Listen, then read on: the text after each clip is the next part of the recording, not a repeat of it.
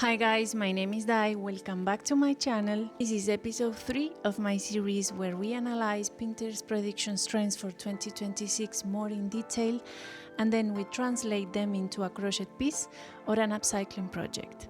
This is Brooched. This is part 2 where we translate the trend into a crochet piece or an upcycling project. For this video we're doing two tutorials. We are doing a crochet brooch and an upcycling brooch using things you have at home and with sentimental value to you, so it's a unique piece. You can wear it on your day-to-day very proudly. Let's go. For this tutorial we are not going to need much, guys. It's just like 5 grams of any black cotton yarn, the thinnest the better, 10 grams of red cotton yarn, or whichever combination color that you want. This is more or less the quantities that we will need. I have used a 2.5 crochet hook for this kind of yarn, a pair of scissors, sewing needle, 2mm black beads so we can make the stems of our flower, and a mini safety pin that I recommend you to take away from any cloth tags that you may have at home, so we can recycle a couple of materials. We will start this tutorial by making a magic ring and adding 6 single crochets inside our ring. I use my 2.5mm hook and my black yarn to start and making the center of our flower. In my case I'm doing a poppy, so I will combine the black center with the red petals. Remember to push the yarn so your center is quite tight and close. Instead of moving forward and closing our center with the black yarn, I'm gonna change it to the red one and start by making 2 chains to act as my first double crochet. Remember, you can use these 2 chains to kind of start hiding your yarn. After doing our 2 chains, I will continue by adding 3 double crochets in total in each stitch from the previous row. So I have done the first one. Now I will continue this process of adding 3 double crochets in each single crochet from the previous row, from our magic ring. If you start like me and you have 6 single crochets at the start, at the end of this row you should have 18 double crochets in total for this second row. Continue until the end.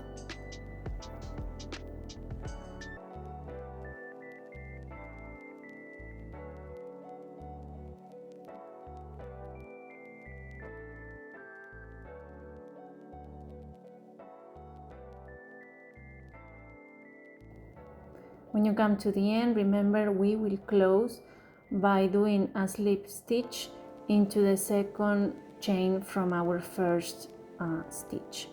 For the third row, it's very simple. We will start again by doing 2 chains and we will repeat exactly the same process. We will do 3 double crochets on top of each stitch from the previous row. We do this because we want our flower to flow really nicely and to have scallop edge. It has some movement. If we do it too tight, then it will be just a circle, and so that's why I'm adding so much stitches on it, so it has a better flow to it. We will continue like that, doing 3 double crochets in each stitch from the previous row until the end.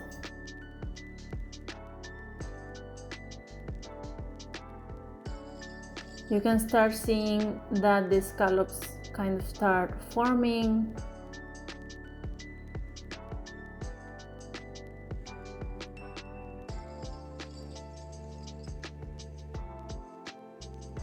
Again, if you like any other flower, you can change the combination of colors.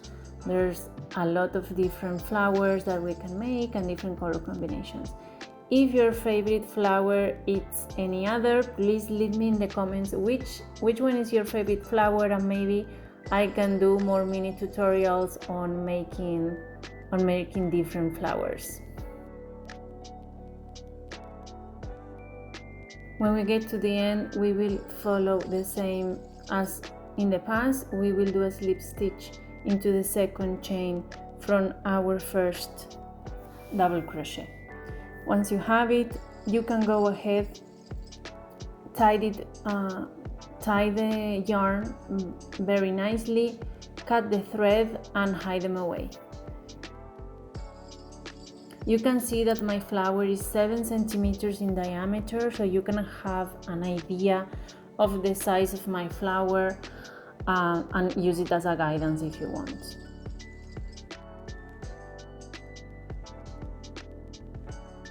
As you can see here, I just started testing out what I wanted to do, so you know what we are up to. We will grab our sewing needle. It's very important that you test that your beads can go inside your needle completely. If not, we are not going to be able to do our work. I'm just passing my thread through it and I'm using double thread and I'm making a knot at the end. This is how I learned from my grandma, but then it will be useful specifically for attaching the beads in this work.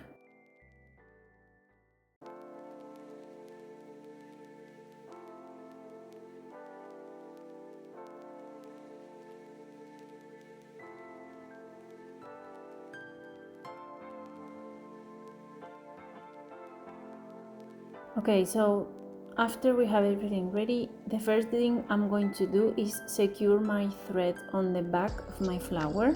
So I'm gonna pass through and then I'm gonna pass my needle inside of it so it's very secure and we don't lost our beads. We're gonna pass the needle to the front to start our work. Be very careful so your thread doesn't entangle, because it's very possible it happened.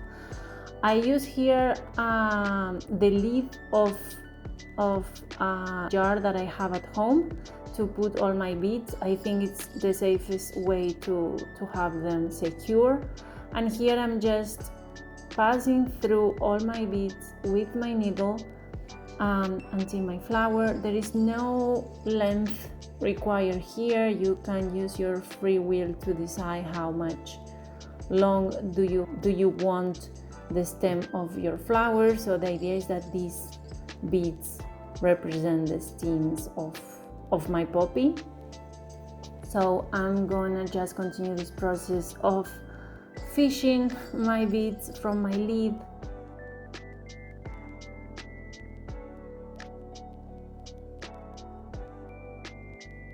It's a very tedious process. You need patience, and then you can put on a series and continue the process, or some music, some podcast, and just be very present in the moment.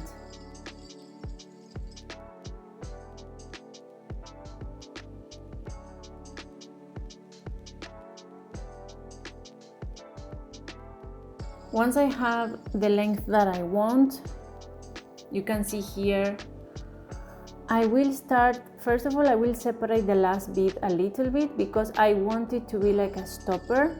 And I'm going to start coming back with my needle without stretching my work. This is very important. You see that I kept everything in place and I'm just coming very gently back on my beads. And now it's gonna make sense in 2 seconds that I'm going to use my first bead as a stopper. So I'm going very gentle for my thread not to entangle.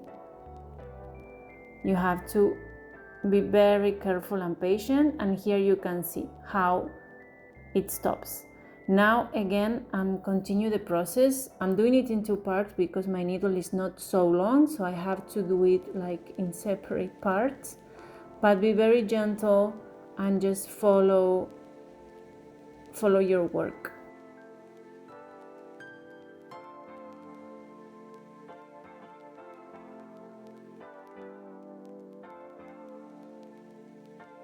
Once you pass through all your beads, you're going to just pass the needle to the other side and secure your thread again, like I'm doing here, and just secure the thread on the other side.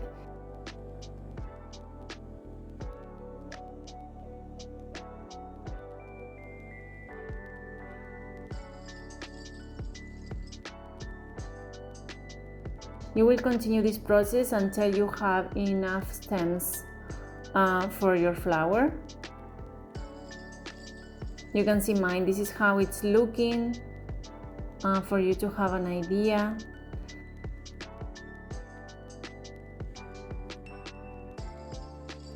Here is the final product, and for the final step, we are going to just grab our mini safety pin, put it in the back, and your brooch is ready to go and to use.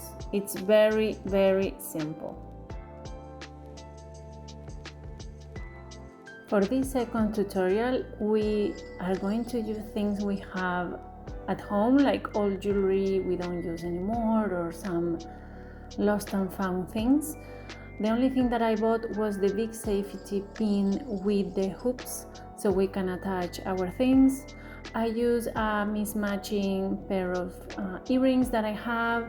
I use a charm that I have around my home that I really like and I haven't used in a very long time.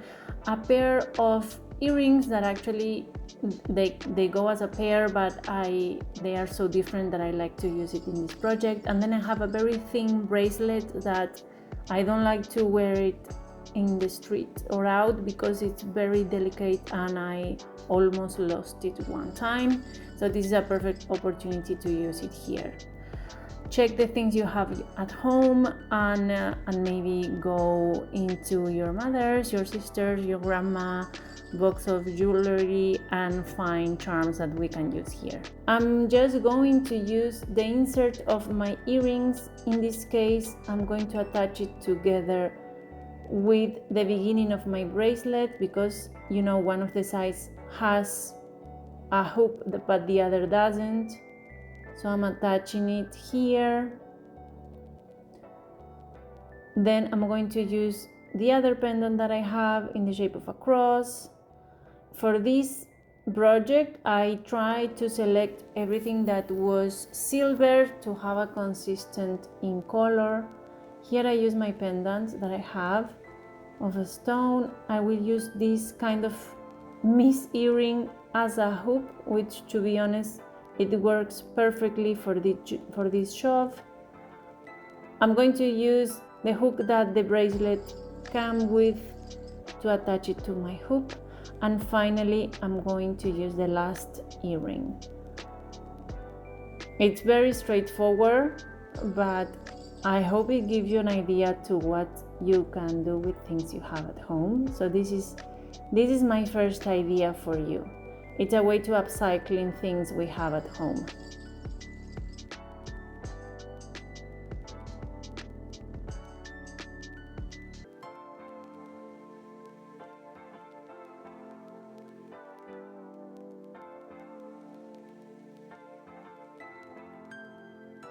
For my third tutorial, I'm using this bigger safety pin without the hoops. I'm using again some charms. This has also a dry flower in it. This is a ring that is too big or too small for any of my fingers.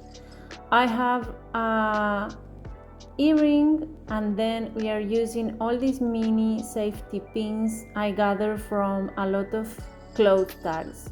I'm adding 2 more charms. These 2 I bought it in Venice on a church, and I love crosses, and the other one has a sun.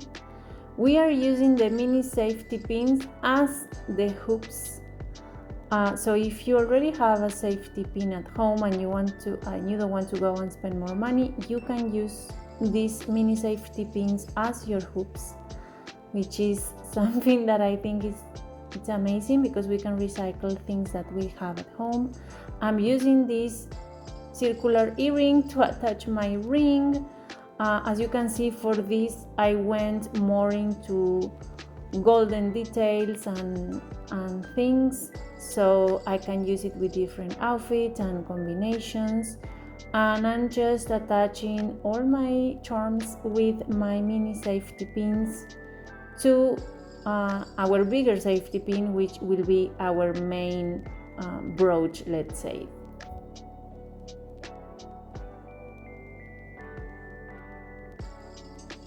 And there you go, you have it.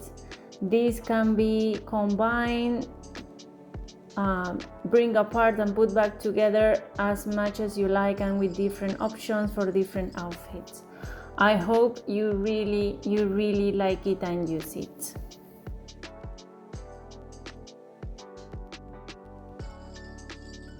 Okay guys, thank you so much for being here.